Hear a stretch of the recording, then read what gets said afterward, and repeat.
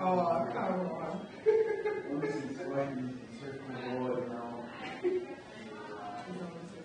Which part is confused? Which part of the assignment? The key thing is the relationships.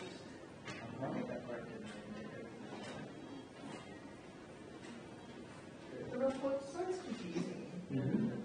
Report design. Yeah, it's like hand draw, like the report design. But then at the top, it's like After revision, for example, you need to push it to A and B, you need to design two reports. This paper based, of course. So then this paper based, so you need to draw the reports. Drawing up? Yeah. And then for part 3, you need to design those reports using the diagrams of access. when you draw it, can I just take a picture of it? Or you want to draw it? No, actually, this report is maybe each has completely design. So as we did for the summer plan, we have all the whole actually for the summer.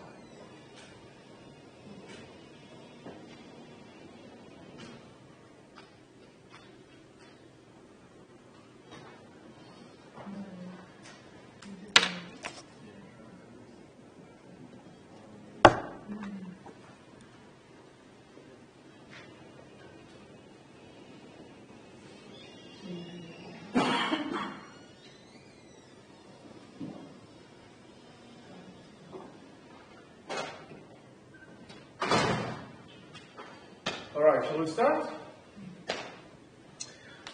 Okay. All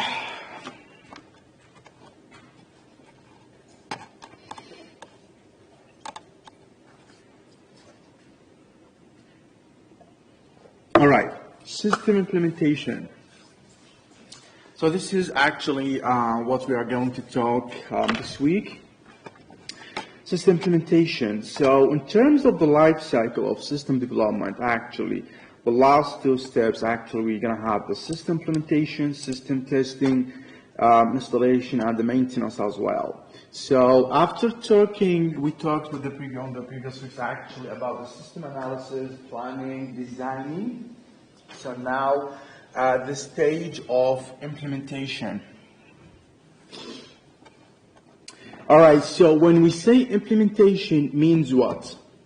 Means actually we need to transfer the design that we have designed during the design phase, design of the information system, we need to make it functional. We need to make it running, on a platform, for example. So how can we do that? How can we implement the design that we have, I used during the design phase? So actually we have coding. So the coding, we can define the coding is a process of turning system design into a set of source code. The system is normally divided into subsystem. Each subsystem can be further divided into blocks. And of course, programming language, can we use Java, C++, C#, PHP as a database management system, maybe Oracle, SQL. And as a programming language, what else do you think we can use? What other language do we have? The most common one recently? Python, of course. What else? Can we use, for example, JavaScript? Of course. Can we use Microsoft Access? Of course. So all of this actually a kind of a tool or language program that we can use actually to code our design. So when we said actually the system normally is divided into subsystem, what does that mean? What does that mean? Recall during the, for example, analysis and design phase, what we did when we have an information system, what was the first step? What was the first step?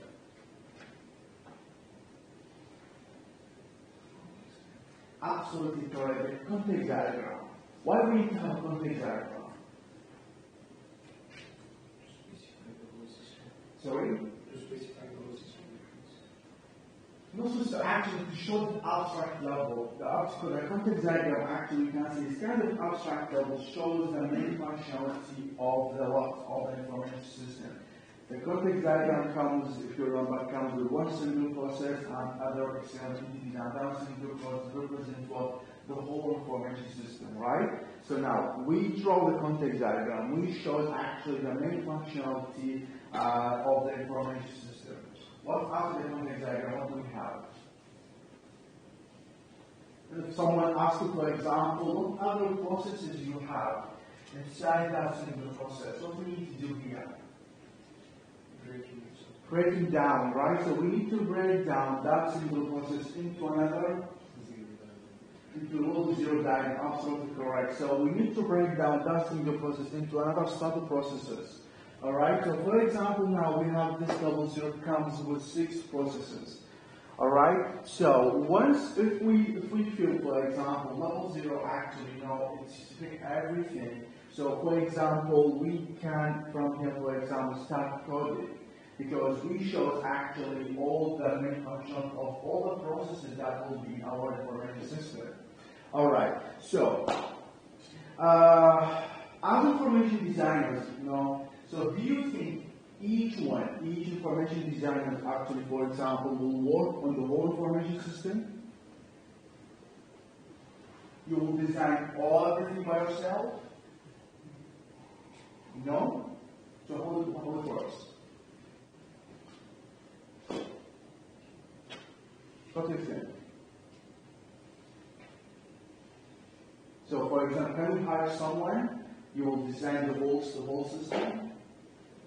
Or we need actually to divide the whole system into other subsystems. So, for example, each process here, 6 processes, each process actually is a subsystem by itself, right? So, actually the best way is what? We need to give, for example, each process here or each subsystem actually for the developers to design, to code that process. Because each single process actually, it comes with many functions, with a huge code. So actually the best way, of course, to divide the whole system into subsystems is already divided as a level 0, and then, for example, a group of developers will work on each single process, each single subsystem. At the end, when all the subsystems done with the coding, then we will integrate all the subsystem, all the coding together into one single system. Alright, so into one single information system. So the system is divided into subsystem. A subsystem, of course, can be divided into block of processes. What does that mean? A subsystem can be divided into blocks or processes. What does that mean? So we said context diagram comes with one single process and all external entities that interact with that single process, right? So if we want to have more details about the processes, we need to break down that single process into another sub-processes. But now, of course, we can we break down that single process, for example? We have 6 processes. Let's take process 1. Can we break it down to 4 sub-processes? Right? So, of course, we can break it down, and those new sub-processes or subsystem actually, of course, we can hire developers to work on that. Alright, so after we're done with the coding, actually, of course, we start with the testing phase, of course. So below is a program that reads 2 integers and out with the sum of them. You know, just...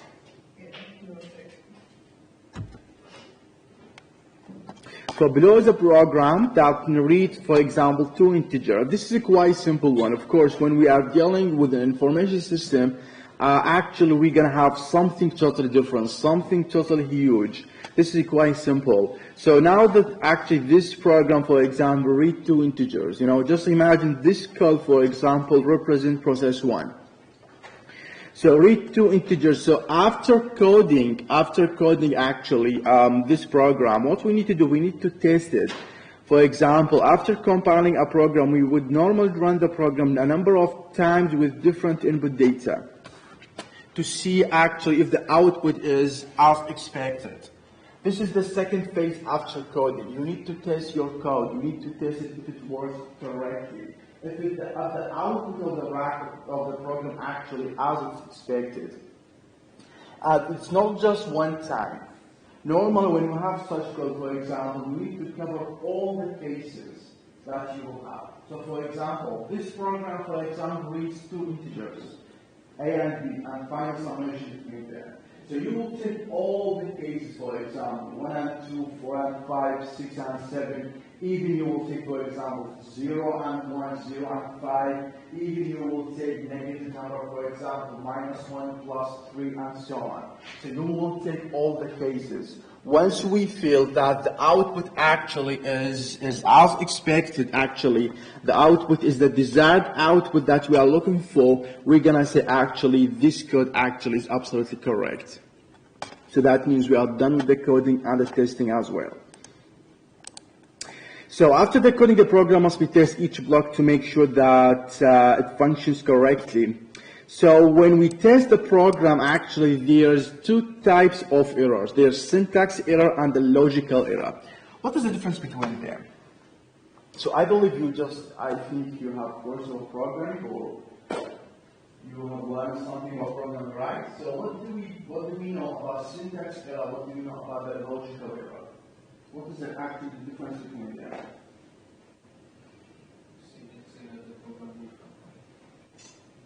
Absolutely correct. So when you have syntax error, actually that means the compiler that you are using, it shows you some errors, right? So at the end, you cannot compile the whole code. What about logical error? It's still compiler gives the wrong answer. Absolutely. What does that mean? It means the program doesn't do what you want it to do. So if we have a logical error, does it mean that we have correct results? No. Actually, which one is more difficult, actually? What do you think? The logical, of course, because when you have syntax error, it's that directly, the compiler says actually, you have error, for example, dot line. It shows you where is the error. But when you have a logical error, actually, it's not easy to find, especially when you have a huge code. Hundreds or even thousands of lines of coding. It's not easy to find this, the logical error. Can someone give me, for example, an example from the syntax and an example from the logical error? When we say syntax error, what does that mean exactly? All right, so we said actually, for example, the compiler will, for example, will not be executed, so it will be terminated for a while because there is syntax error. So give me an example of our syntax error. Absolutely correct. What else? What else? Typo, exactly. So for example, you are using Java, right? Right. So for example, when I want to print something, print out something, I want to say, for example, system without print and or print, right?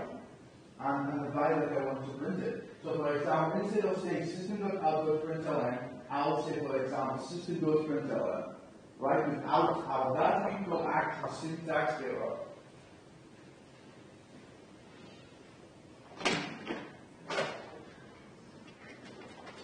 So when we have a syntax error, which one actually is responsible of finding these errors? The compiler. Because the compiler, when you give, for example, the command to run the code, the compiler first will start from the beginning, line by line, to check the syntax error. All right, check the syntax error. If everything is good, there is no problem with that, we'll compile the code. If found something wrong, it shows you an error. What about a logical error? Give me an example.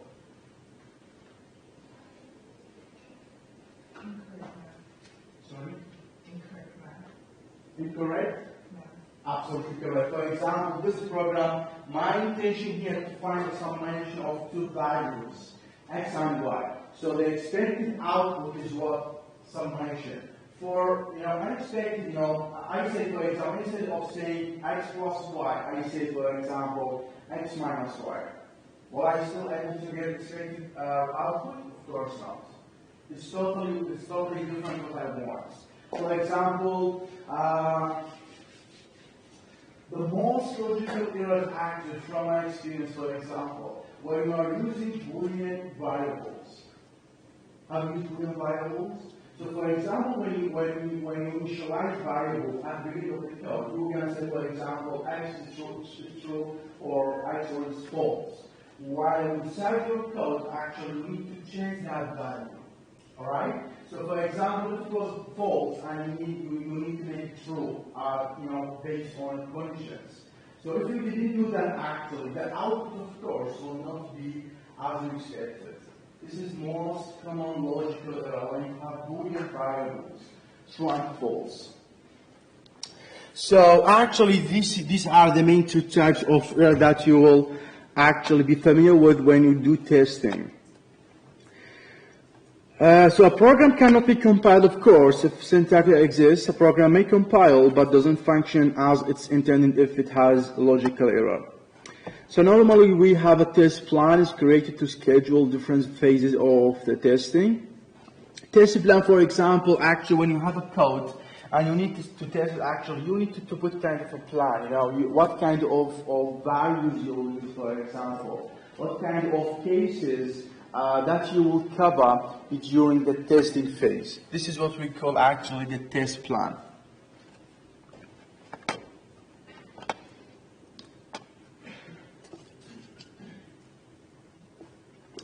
All right, again with testing, three phases of system testing. We have unit testing, we have integration testing, we have system testing. What does that mean? What is the difference between unit testing, integration testing, and system testing? All right, so let's go back to our level 0 diagram. Okay, just have a look at this diagram, level 0. And imagine you are an information designer, all right? And the company, for example, asks you, try to do testing on this information system using unit testing, integration testing, and system testing. What does that mean?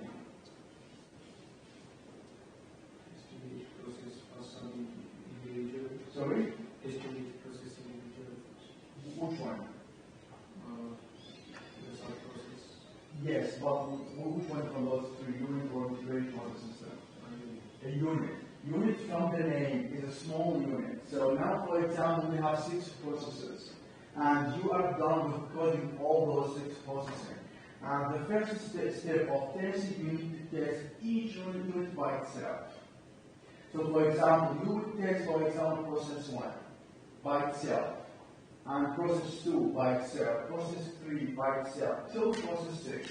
You need to test actually each process, which is again a subsystem by itself. You need to make sure the code or the function of that process work correctly without any problem.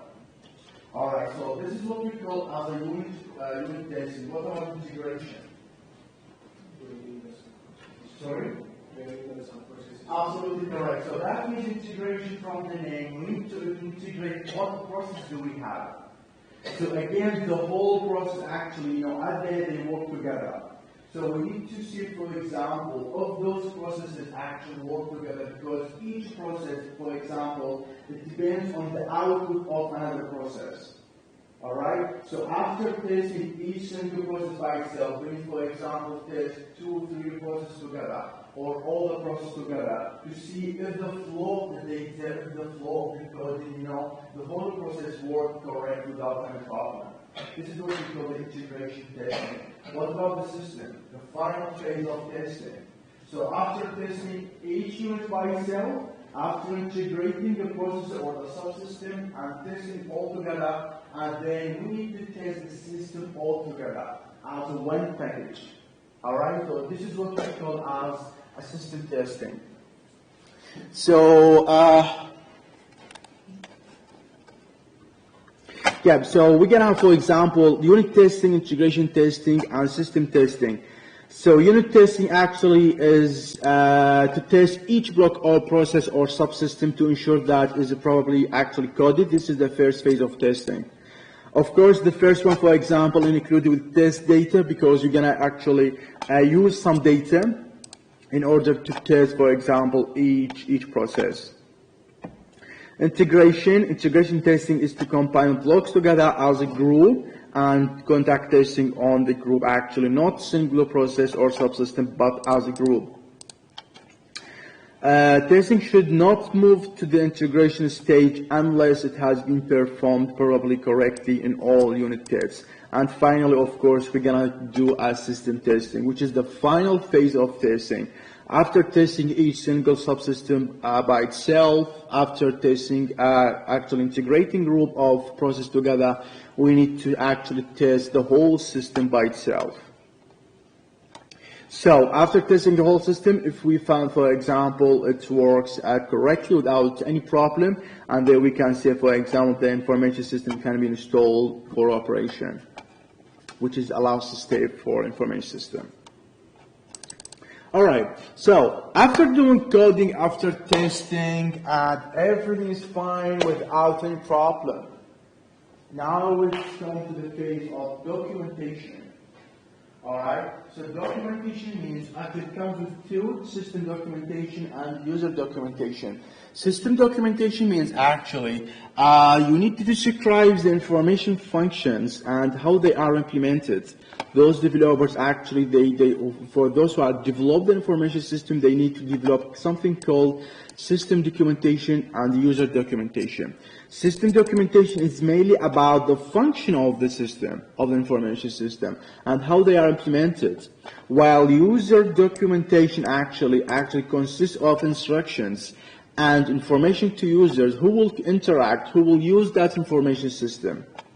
It's kind of user reference manual, you know. Those two actually are two types of documentation so important. They're quite important. Imagine, you know, someone asks you to use an information system, but you have no idea how to use it. You have no idea about the functions of this information system. So without any guide, without any type of documentations, you can use actually, of course, you will not be able to use it. For example, have you installed some software before? Have you just you found yourself, for example, confused, you have no idea how to use it? So, for example, in such cases, there is documentation. When you install something, there is documentation folder. If you go to that folder, actually, you will see kind of guideline how you will use this information system, even how you will install it, or you reinstall that information system. Sometimes when you have such information system, you need to maybe change some settings. How you will do that without documentations, without guidelines? All right. So documentations, in terms of system documentations, in terms of user documentations, they are so important for any information system. All right. Training. Of course, when we came up with a new information system and that information, so after coding, testing, prepared documentations, of course, so now the information system is ready for operation, right? So we need to, mostly, it's not compulsory, it's not always, but mostly actually when we have new information system, actually we need to train the new staff or those people that will interact with this information system. Those people, they will use this new information system. We need to train them how they will use it. What are the functions? I'll give you an example. Last year, University, for example, changed the LMS, learning management, changed, they came up with kind of new LMS. So they invited us for a workshop. The workshop, I think, was for 2 or 3 hours. So the whole workshop is just training. The whole workshop is just to show us how we will use the whole LMS, the new one, the new system. How we will use it. What are, for example, the new functions? What are the new features? How can we use it? If we want something, do we need to contact someone, for example? So this is what we call as training. All right? So some information system, of course, doesn't require to have training phase. You know, but mostly when you have information systems so huge, it's quite critical, so we need to have, for example, training phase. So in terms of the training, we have users training, we have managers, and we have IT staff. Users and managers mainly for those, for example, they all interact, with the information system. Even the training is different from the IT staff. Why is different? So when you train a user, it's not like when you train IT staff. Why? So for example, I train a user. What I will show them? I will show them how we will use actually the information system. How we will use, the new information system. That's it. This is the training. This is the user. This is the user. This is the user what he wants to know. How to use the new information system. But when I, for example, train IT stuff, in terms of what? In terms of maintenance, for example. How they will maintain the problem that will be in this information system. For example, after a while, for example, this information system, go, dies, for example, or shut down. As a user, I have no idea how to fix it. But as IT staff, of course, they have thinking, they have tools, they have kind of technology. They can use it to fix such problems. So who will train them? Of course, those developers, they will come up with this information system. For such case, actually, when we're talking about the training, we need to train users, managers as well, and the IT staff.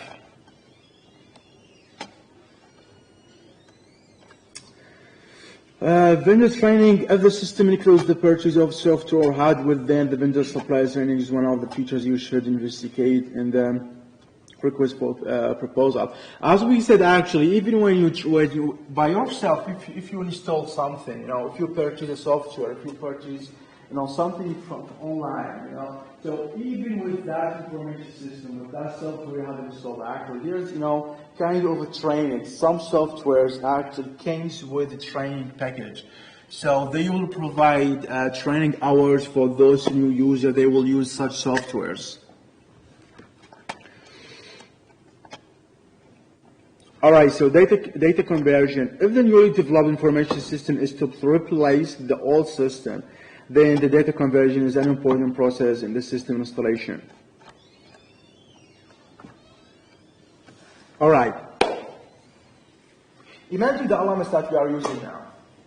All right, the whole data for the data actually, belongs to students for years, for even 10, 20 years ago till now. So if the Rock University came up, for example, with an LMS, does they need to use those old data? What do you think? So the Alaska came up with a new LMS, right? And of course you need to use those data, the current data, even the old data for previous students, 10 years ago, 20 years ago. How can we use them with the new information system, with the new LMS? How can we use it? Of course, we need to use because we need to, for example, export the data from the old system or the existing one to the new one.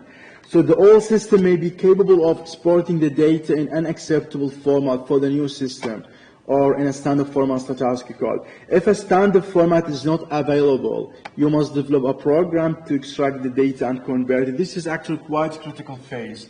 How can we export the old data from the old system to the new one? How can we make sure when we export the old data it will match with the new system? This talk by itself is a research. And the field of this research actually called it, for example, schema matching. I'll give you an example.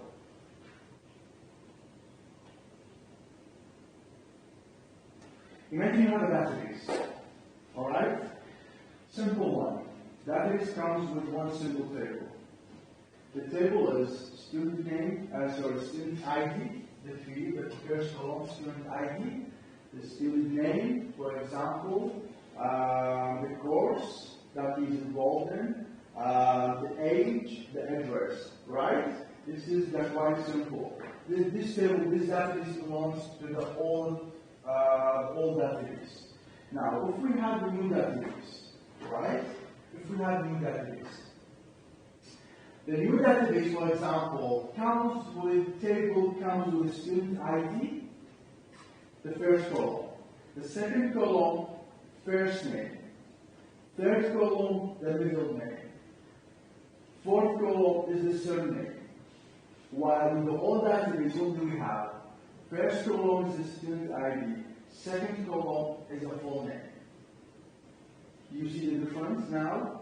All data, all table comes with, for example, the name in one single column, in one single attribute. While the new database actually comes with, the name comes with 3 columns. First name, middle name, and the surname. So the problem now, how can we export those data from the old one to the new one? How can we put the old data we can take from the old system, from the old table, from the old database, and use it in the new database? What do you think? How can we use it? Can we export directly? You think it works? Because the old table comes, for example, student name comes with one single column, full name, while the new database comes with 3 fields, 3 columns. So if we export the whole data directly, so that single attribute, to which attribute will go to the new database? First name, or middle name, or the surname? First name. So that means you will have 2 attributes empty.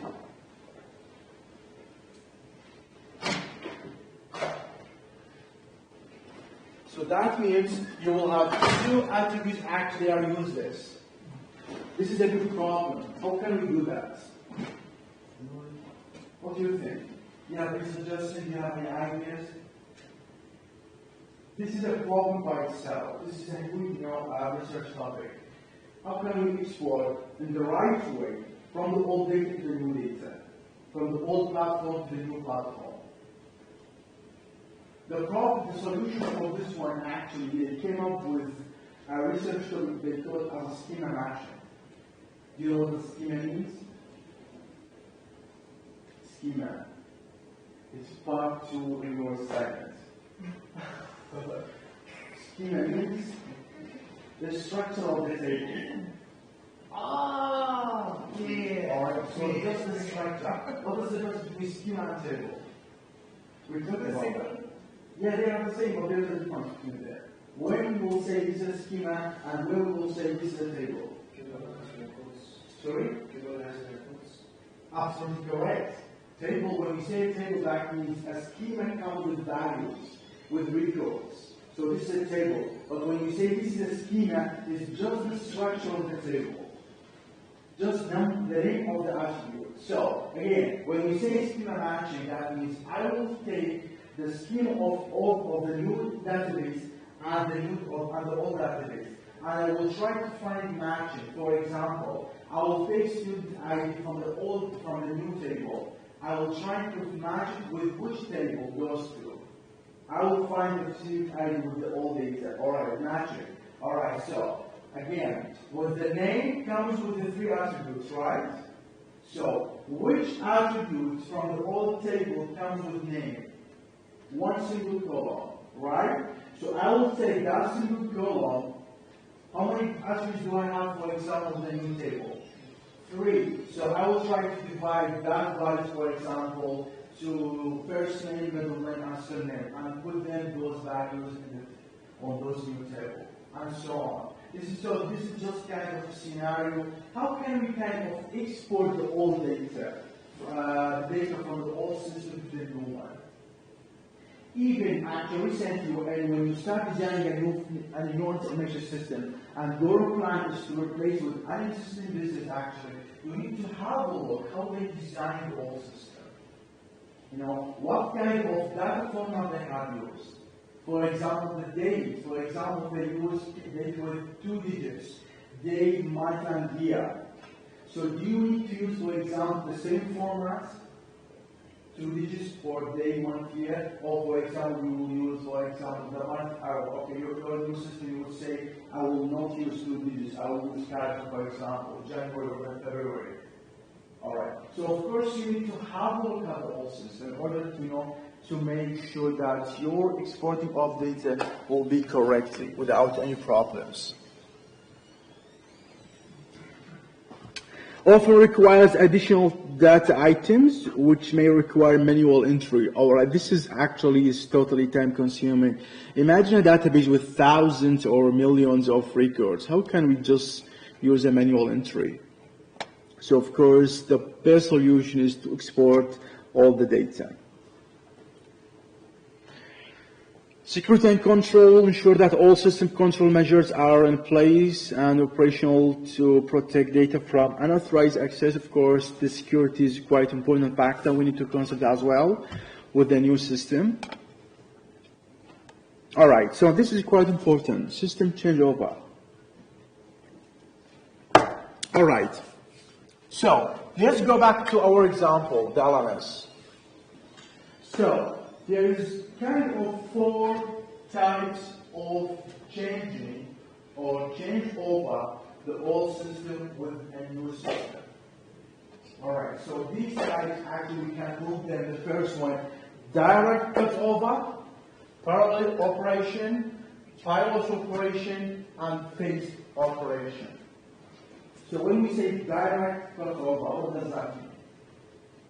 From the name, you have old system, you have an existing system you are using now, and actually there is a new system. You need to replace it with the old one. What does it mean if we use direct cutover? What do you think? Yeah? Changing all at once. Absolutely correct. So you will change the whole existing system with the new one directly.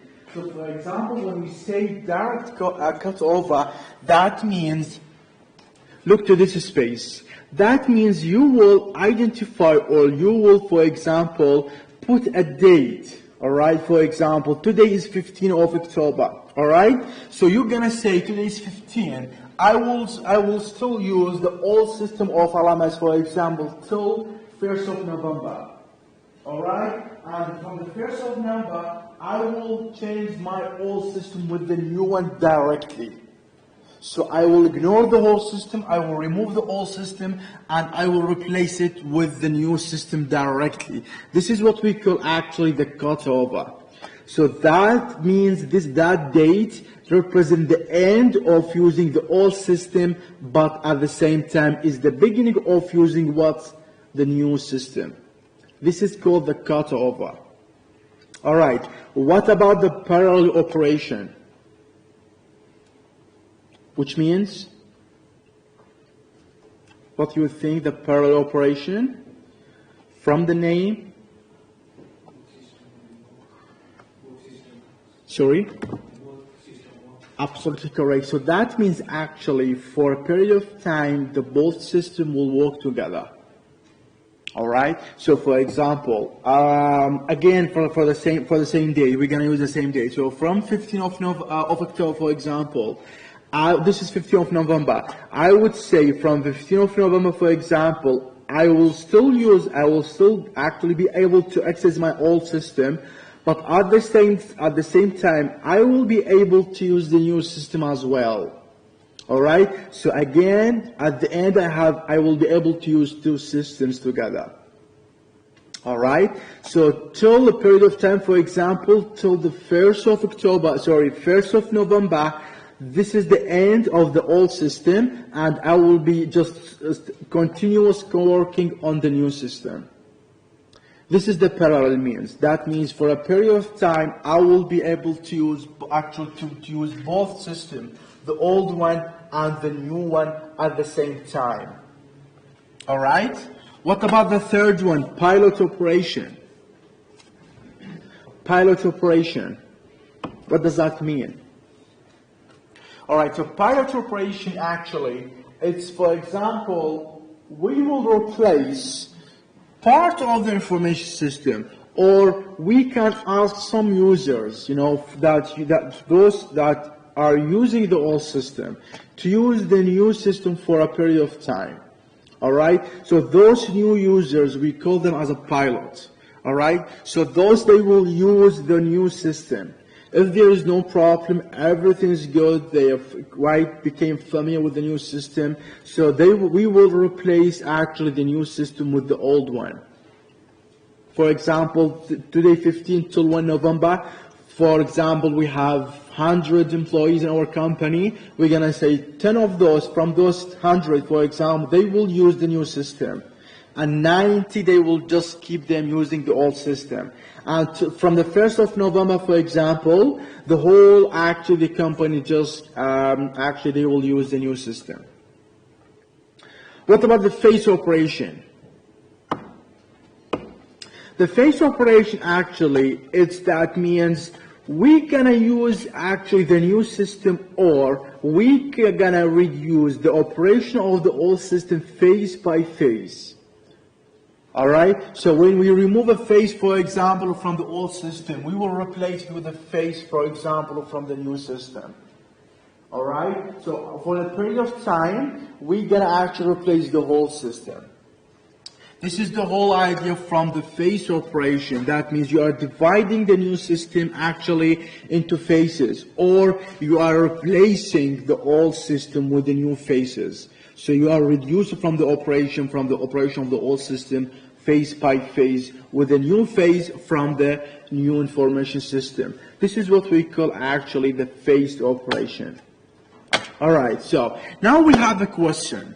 So we talked about the direct cutover, the parallel operation, the pilot, and the phase operation. Right. So from your perspective, which one is more risky, you think? Sorry? Direct cutover. Why? You haven't much kind of tested it with the users yet. Sorry? You haven't really tested it with the users. You just like straight away up, change the system. Kind of. That means actually why it's more risky, because you just replace the old system. You just put a new system, new information system to all employees. So for example, if you face some problems, what if you, for example, the employees find difficulties in dealing with this information system? What are you going to do? This is a problem. Alright, so this is in terms of the difficulty. What about in terms of the cost? In terms of hardware, in terms of time, for example, the cost, which one from those four methods use, for example, more memory, more hardware? Which one? The cutover? Maybe the phase operation, the last one? Do you think the last one will use more hardware? What about, sorry? Parallel. Why?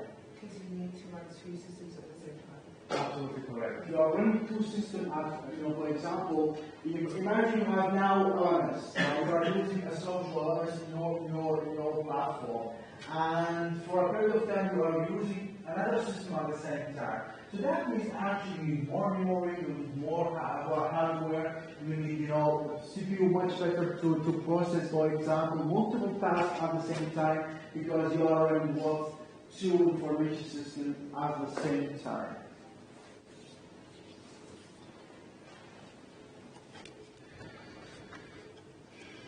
So, direct cutover actually involve more risk than other changeover methods.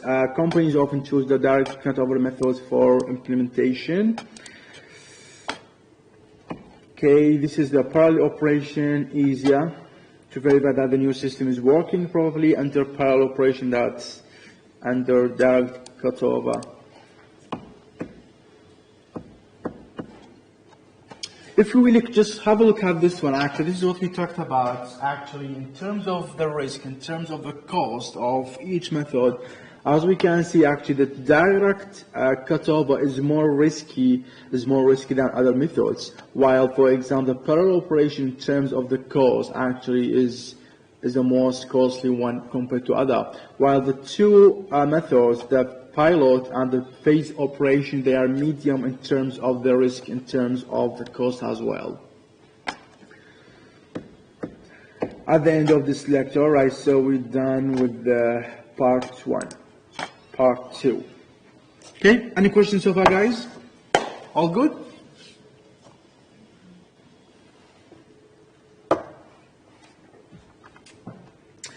All right, systems operation and maintenance.